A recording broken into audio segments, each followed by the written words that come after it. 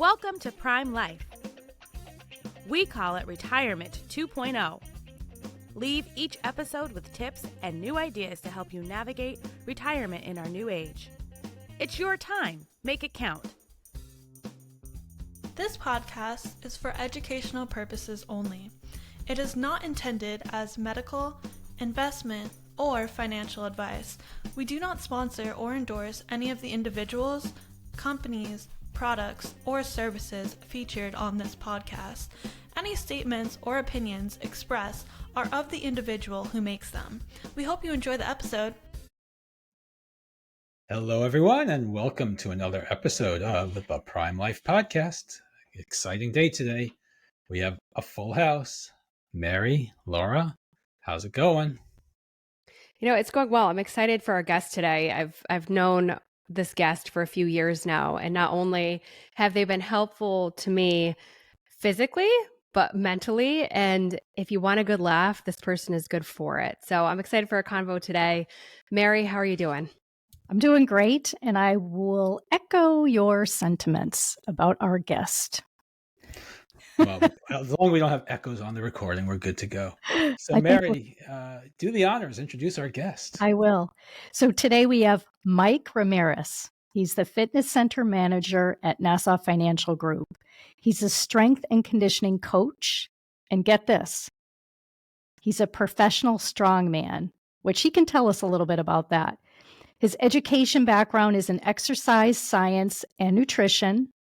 He has a BS in kinesiology and an MS in exercise science and nutrition with a concentration in clinical cardiopulmonary rehab. That's a lot, Mike. Mike, welcome to Prime Life Podcast.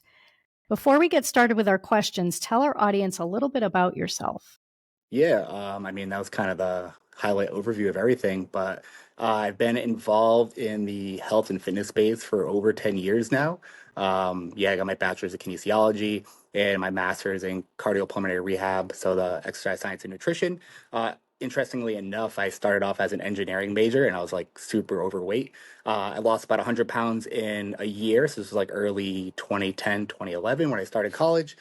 And it changed my whole trajectory of my life. I really enjoyed it. I enjoyed the process, and I kind of wanted to, instead of focusing on, a career as a monetary thing and looking for money, it's more looking for a career with like a lot of intrinsic value. And so it kind of led me to where I am here, at Nassau, and it's just kind of just helping people, be healthy and fulfill their goals. And there's a lot of turns and, things that happen along the way. I fell into competing in Strongman. I had no ambition or desire to do that. It was just kind of like a road that it gave me an outlet for being competitive because I did play sports when I was younger. So I went from very much being a book nerd, engineer to, being a little bit more athletic and just wanting to really just help people at the end of the day. So I'm going to let one of the other hosts ask you about the strongman thing. But you're not your typical, what I would think of as a trainer, right? People think of trainers, they may take a couple of classes. You're deep into the science here. BS, MS. What is exercise science? Maybe like explore that a little with us. Yeah, so exercise science as an overview is just exactly what it sounds like. So just the science of exercise, nutrition, the physiology of, what happens to our body when we exercise, and pretty much the science background of just being physically active and trying to be healthy. Your bachelor's is a pretty generic overview of everything, and then we got more in depth with the masters, and I focused on cardiopulmonary rehab, where I did a lot of work with folks that had cardiac and pulmonary issues, heart attacks, and they have like COPD, and like how do you properly progress them after they have an incident, or they're about to have or they're close to having some major health concerns. How do you properly get them to where they can be healthy and more functional in the end? So it's a pretty broad overview for exercise science, but there's a lot of avenues where you can kind of have your own facet in. So Mike, I know that we've talked to a lot of guests on here, and everyone is kind of pointing to external resources in one way, shape, or another. But I want to flip the question a little bit to say, with everything that's out there now across social media, on Instagram, on TikTok, right? People are getting on in front of the camera and saying, I'm this person, you should do these workouts. Can you talk to us a little bit about how people should gauge whether or not the information that they're seeing and receiving online? And we'll get that answer after a brief word from our commercial sponsors. Nassau is always working harder to be your carrier of choice. We offer insurance products that can help you meet your retirement goals, such as protecting your savings, securing lifetime income, or paying for healthcare costs. We're dedicated to providing best-in-class service and are keeping things simple, and we'll have your back. We have around 400,000 policyholders and contract holders and have been doing this for a long time, 170 years, but we remain humble enough to always try to improve. For more information, visit nfg.com. Nassau insurance products are issued by Nassau Life and Annuity Company of Hartford, Connecticut, Nassau Life Insurance Company, East Greenbush, New York, or Nassau Life Insurance Company of Kansas, Overland Park, Kansas. Subsidiaries of Nassau Financial Group. Products are not available in all areas. Policyholder counts are for all Nassau companies as of September 30th, 2022, and are subject to change. Is something that they should be following? Because as a professional, I'm sure you may see some scary things where you may be able to flag it as this is not what you should be doing. But for the average consumer, they may not know how to determine that. Yeah, no, that's a great question. And I guess the best way to look at it is if somebody's promising you a quick fix, probably not the best solution, often not a sustainable solution. And things, for the most part, the last 20, 30 years have been concrete and they work, right? So there's not much new things out there. So the old things work and they've been proven to work. And just the science backs it. I would say, if it looks flashy, it's probably a gimmick. All of the stuff like that. However, yeah, I would just say stick with the basics, and the basics have been around for a while. Yeah.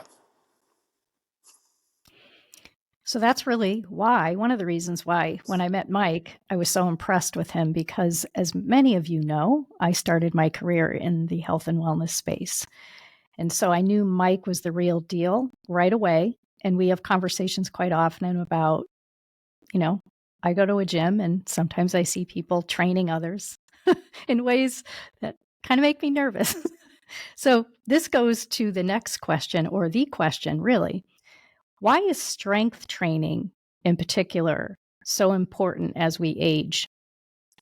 Yeah, so super important as we age. One, most of us always look at the aspect of muscle and bone deterioration as we age, right? So as we get into our 30s and 40s, there's this gradual decline, and obviously different sexes have different aspects where women typically lose a lot of bone mass, and obviously men lose a lot of muscle mass, and it goes at like an exponential rate as we get older.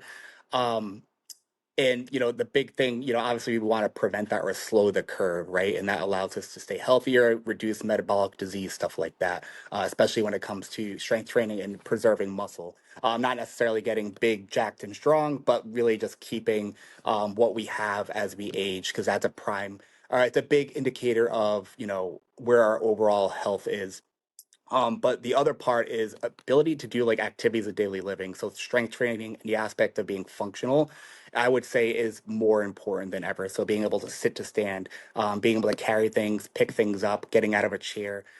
It all comes down to how functional you are. So yes, we want to live long, and that's where like what folks would do, like they emphasize cardio in terms of longevity. However, I think it's more important to have as we want to live longer, but we want to have good quality of life where we can be independent and physically independent. So strength training and keeping ourselves strong and robust, so we can if we ever end up falling, we can be able to withstand the fall. If we have to do stuff around the house, we're able to do those things. So I think strength training, obviously, we want to keep our muscles and bones strong. However, we want to be, functionally independent and physically independent and be able to live long, good quality lives. So we've heard the strength training important message. I've heard it many times. Does that mean pump and iron, or is things like yoga and stretching and other, where you're maybe not lifting weight, but using your own body weight? Is that as effective? And if so, where should people start? Yeah, that's a great question. I would say all of the above, right? So pumping iron would be probably the biggest bang for your buck, right? However, we all have, different interests, and different accessibility and stuff like that. So I would say what works for you, best thing I would recommend always, would just be like what you have interest in is you're going to put the most effort in. So if it's body weight exercises, if it's going to the gym, lifting weights, if it's just doing a lot of, heavy laborsome yard work or just work in general, do things that you enjoy because you'll put more effort into it and you'll get a better return on your investment for time versus saying, yes, these things are, quote unquote, more optimal. But if you don't enjoy doing it, you're not going to put the effort, you're not going to build the consistency. Circling back to like what you said earlier, right? Like all these gimmicks and there's a million different programs and a lot of things that seem to work. It all comes down to they all kind of really do work. It's what you're going to put effort into and what you're going to be consistent in, and you're looking for long-term sustainability. So yes, if you want to do yoga, yes, if you want to do yard work or lift weights or whatever it may look like, the thing is you want to just stress your body in a safe way and a physically demanding way, so your body adapts and stays strong versus just getting frail and weak as we get older. So I think the biggest thing is just what you, I guess, can mostly enjoy because I know a lot of people don't enjoy working out. So it's what you're going to stick to long term is the biggest thing. So, how important is what I put into my body as much as what I put out of my body in terms of working out and doing what's going to be helpful for me? Can I work out and then eat a package of cookies and I'm still good because I worked out? Or talk to us a little bit about the science of the ins and the outs.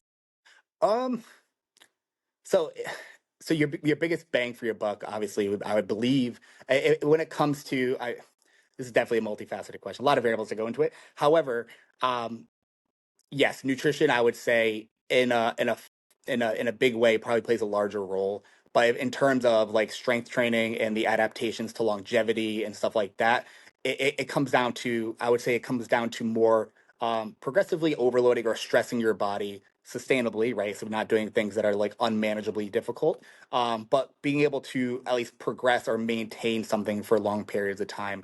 Nutrition does pair into that. So if we're eating the appropriate amount of protein, especially as we age, the amount of protein that we should be eating is significantly higher than most people take in.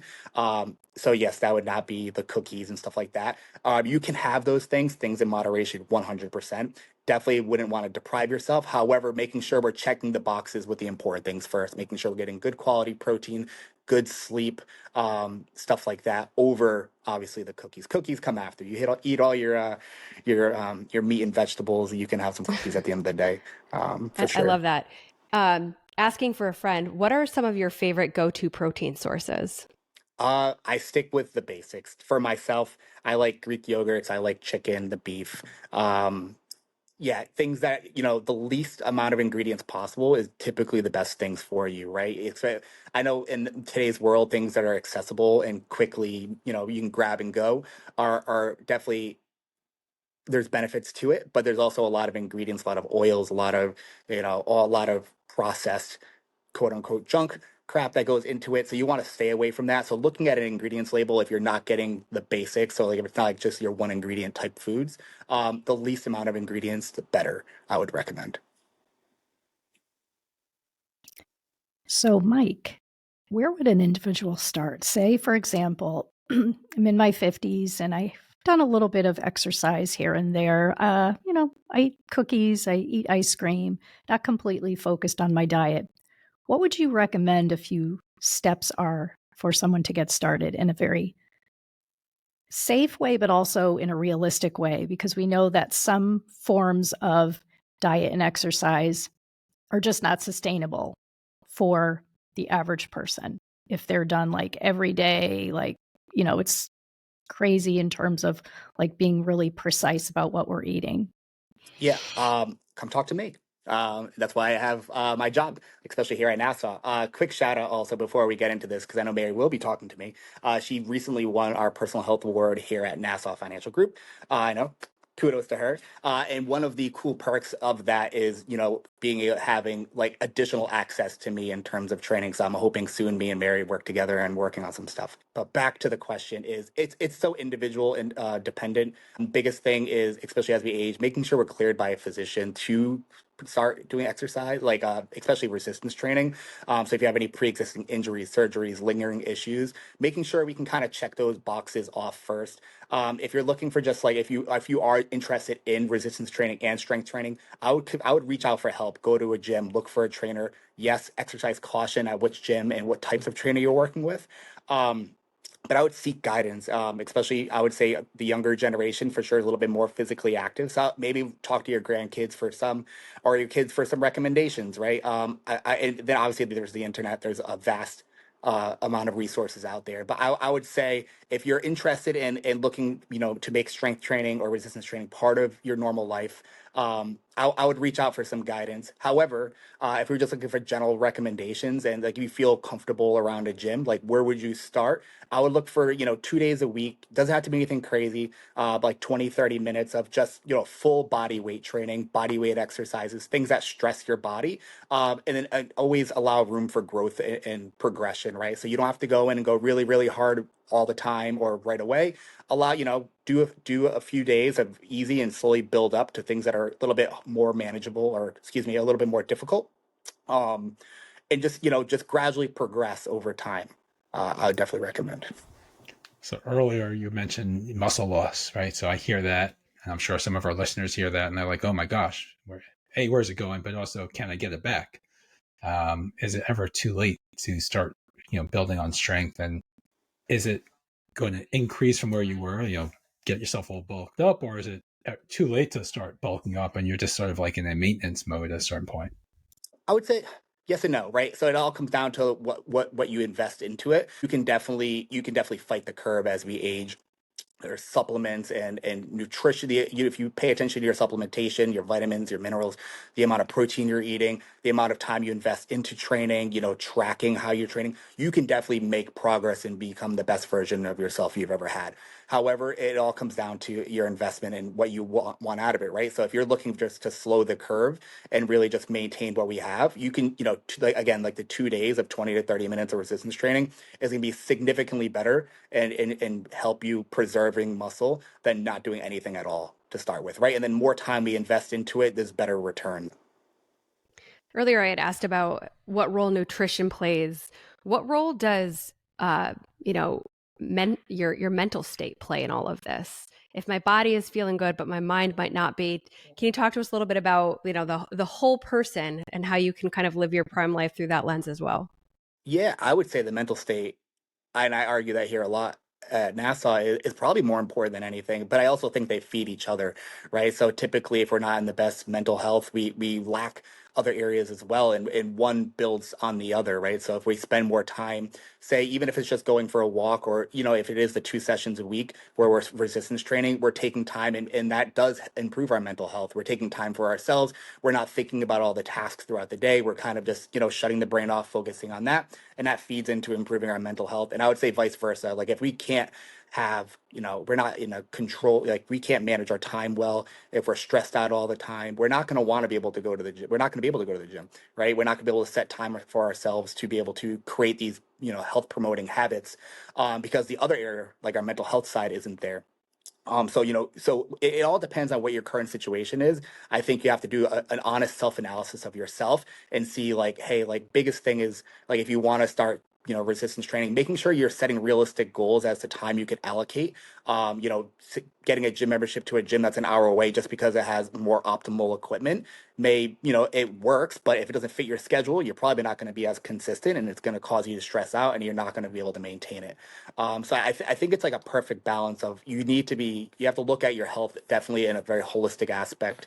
You have to be able to manage your time well before you start doing, stuff on a regular basis in training, and vice versa. I think it all kind of works together. So I think it all comes down to just a really good self-analysis of like where we're at, what we're actually, what is a sustainable amount of work for us, and then allow room for progression after that.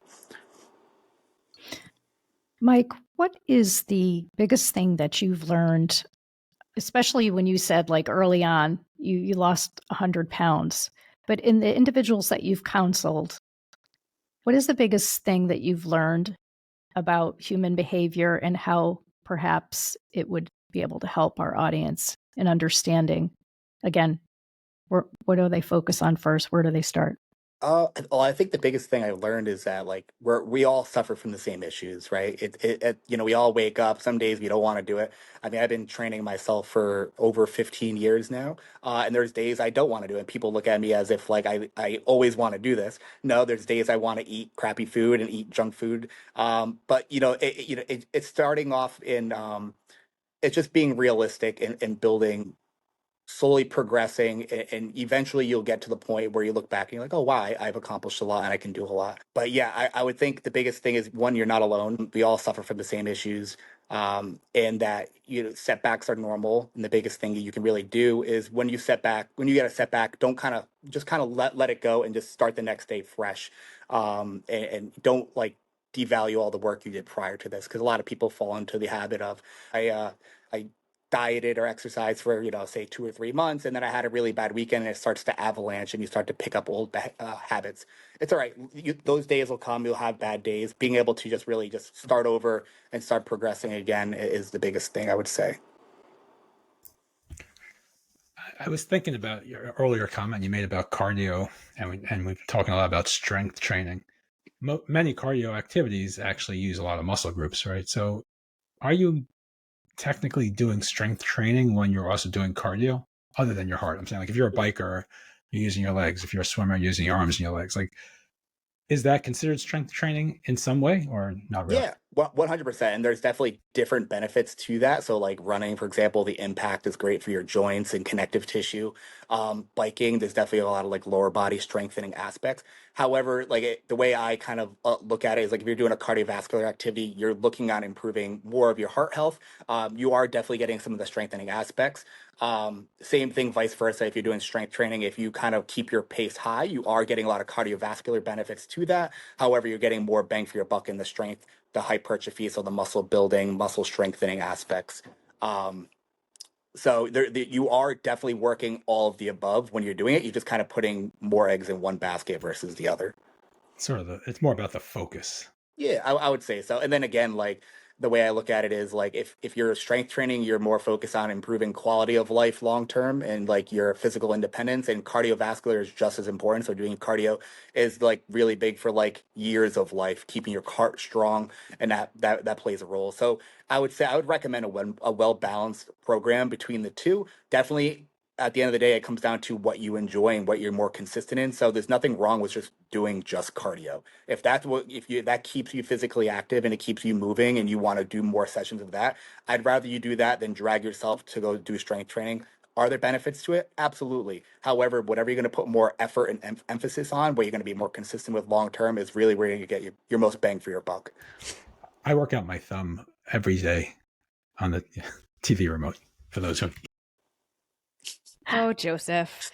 Mike, how important, as we get ready to wrap up this conversation, you mentioned in the advice to individuals that you're not alone, right? We all go on a similar journey, or we have different paths, but it feels similar, likened to. How important is a buddy or someone who can hold you accountable to the goals that you've set for yourself? Huge. Having somebody to be in the same boat with you while you're going, you experience the same difficulties is good, because, you're going to see them have bad days and they're going to see you have bad days, and you can rely on them. It's like having a good partner in life. I would say, making sure you have somebody that's, in have a similar direction as you. But it definitely helps you hold yourself accountable. They hold you accountable. And then, there's going to be days where you don't want to do it, and they can kind of pick up the slack, and vice versa. And put the energy out there for you to kind of be the best version of yourself. Again, like myself, like I have a coach. I am a coach, but I have coaches like for my nutrition and for my programming, for my strength training, because there's some days I don't want to do the stuff that I want to do. But I know what my goals are, and we talked about that, and we have a plan. So I look at that program and I'm like, man, I don't want to do this, but I know he's going to hold me accountable at the end of the week when we have that conversation. Why didn't you do X, Y, Z? Same thing with having a buddy at the gym, or somebody that you're trying to make, your family, you guys are trying to make good nutritional choices together. Holding yourselves accountable is a big thing. Because motivation comes and goes for sure. It's coming down to just developing good discipline and good habits that are sustainable. No, that makes a lot of sense. And you've been very inspirational to all of us today. So I think we're kind of getting to the end of our conversation. So I guess I'll go ahead and ask our final question, if you all don't mind. So Mike, you're a smart guy. You've done a lot of different things. I know your focus has been health and wellness, but why do you get up every day and do what you do? The paycheck, of course. No. No, honestly, especially working here at Nassau, I've worked in a lot of health and wellness fields. I've worked for physical therapists. I've worked at Northeastern as a strength and conditioning coach. I honestly, I managed a couple of gyms here and there, but working at Nassau has been probably like the most fun or most fulfillment. It's a great balance of people that are trying to just be better. They have little issues, big issues. I don't know how to explain it, but I think just I don't know. Definitely drawing a blank. There's a lot to say about this.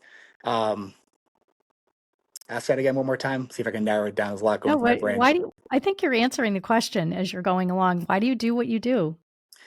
Yeah, honestly, I think this was like never an ending goal for me, especially starting out because I wanted to just work with athletes. But I found that I really enjoy seeing people better themselves. I like the different types of people that I work with. It's always something different. I know a lot of people think I'm just sitting in a gym all day and kind of just yelling at people in the gym, teaching classes or working with them one-on-one. But even like the programming aspects of like the resources they get folks, setting up events. I mean, we had like goat yoga the other day, or a couple weeks ago at this point. And even setting that up, just seeing people that never would come down to the gym to just do something and get out of their desk, just to see them happy. I know they're there for the goats. They're not there to do yoga or to see me. However, the fulfillment aspect of just seeing people genuinely excited to move, it's a huge thing because I know in the past I didn't want to move and be physically active and focus on my health, and I know you don't really know at the time where your headspace is, but like when you start moving and you start making these changes, like it can be life changing. Not to sound all preachy and stuff, but it's definitely great. So I like seeing that. If I can bring that out of people, even for a little bit here and there, it definitely gets me out of bed. That's great. And Mike, if people want to learn more about the work you do and your journey and really want to learn more about the fun stuff you do on the side and all the titles that you hold, what is the best way for people to reach out and learn more? I would say outside of LinkedIn, not much. I'm pretty quiet overall, like not really into socials. I do have a social media for my Strongman stuff. So that's M. Remieres on Instagram, but really quiet in there as well. But outside of that, yeah, I would say LinkedIn, which is not much on there, but if you shoot me a message, I'll get back to you for sure.